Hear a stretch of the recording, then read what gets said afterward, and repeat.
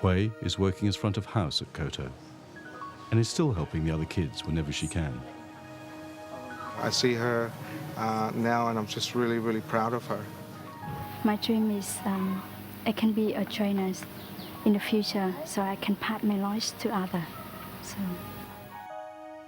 Ha is now working as head chef at Koto and is also teaching the new students.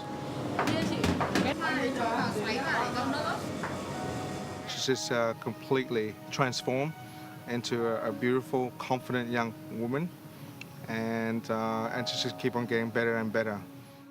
Phi is now back in Hoi An, working in a 5-star hotel and acting as a positive role model for the younger kids there. He got here today is because he made it happen, not anybody else. In the future, I would like to open a Koto in Hoi An, and I will try to help the kids in Hoi An.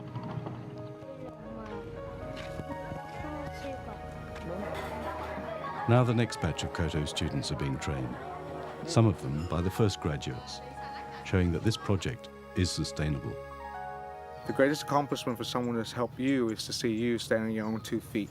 And when you've reached your destination, it's for you to come back and help someone else. Because if you know one, then you should teach one. And it's as simple as that. Since Jimmy started Koto 4 years ago, over 130 students have graduated, and many of them have been employed by some of the top hotels and restaurants all over Vietnam. It's quite an amazing experience because you walk in there now, seeing them in their uniform, speaking Spanish, very confident young adults.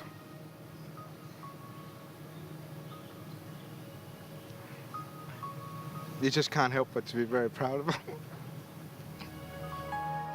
I think even though I was working at the UN and I was working on projects that were supposed to be, you know, changing the whole development for people, and some of the projects were incredibly effective, but to actually see the change on an individual's life just means so much more, and it makes it really tangible.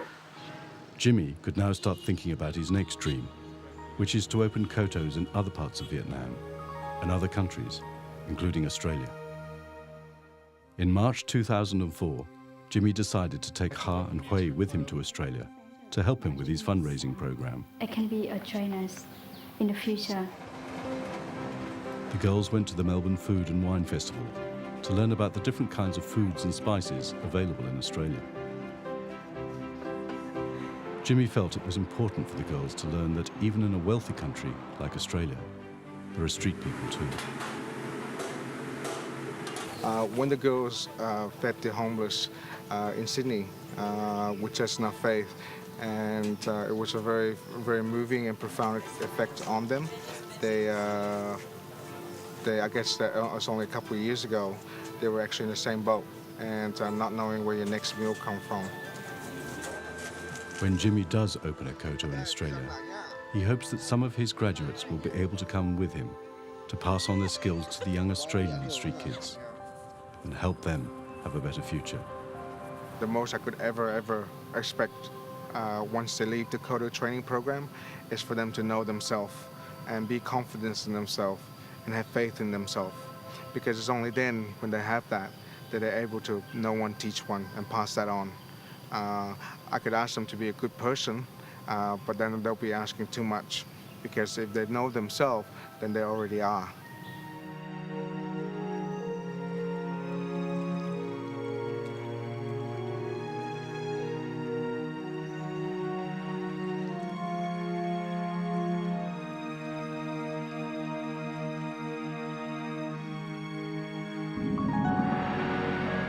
Next week, the state of the world through the eyes of Bob Geldof, Elliot Gould and Rick Stein.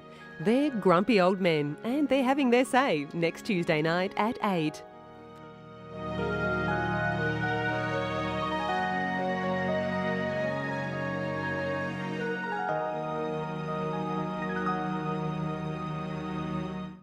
You're going to blow an entire investigation because you don't like me.